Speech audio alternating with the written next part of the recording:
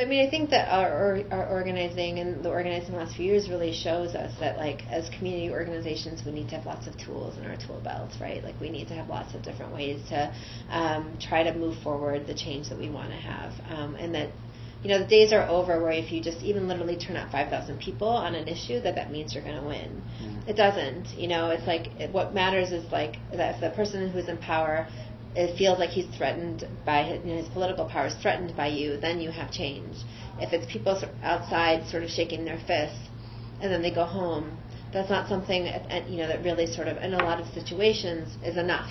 And so what we've looked at, what we're doing is actually trying to figure out what are the different tools that we need to have as folks who want to have change. And so partly we think that what needs to happen in the city is that we need to have more political power, because right now the only political power exists in the hands of those who are actually in office and who are running the city, and they're not running the city the way that we'd like to see it. And so the only way that can change is if we also get involved and sort of take back political power and take not say that's move beyond like Democrat and Republican, but actually talk about, well, what would it look like if my neighbor ran for alderman, or what would it look like if my fellow teacher ran? It's not the end of the story there, but it's a tool that I think has a lot of power.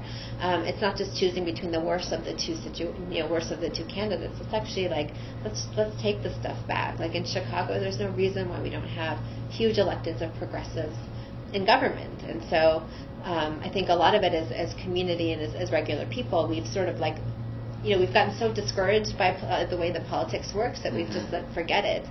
And I think we have to actually relook at that and to think about what are the ways that we can use it to move forward our agenda on our way to transforming, kind of what we want the world to look like. But organizing is about knowing that you, as an individual, have power. Like this idea of collective action doesn't make sense if you, as an individual, can't tell that you have power. And so I feel like any place that we give up our power, that we feel like, we're hopeless or discouraged or like that things aren't going to change, like that's the place to work.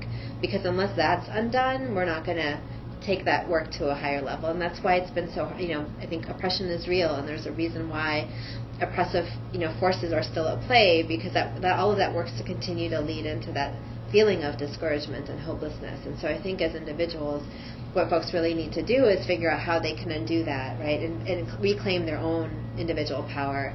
And then you can say, like, oh, well, what could I do if all of us came together on this particular... It doesn't matter what the issue is. Like, I think in a lot of ways it doesn't matter. I think that what does matter is that you yourself know that you have power, and that you have a broader kind of analysis of change that really gets at the roots of the issues.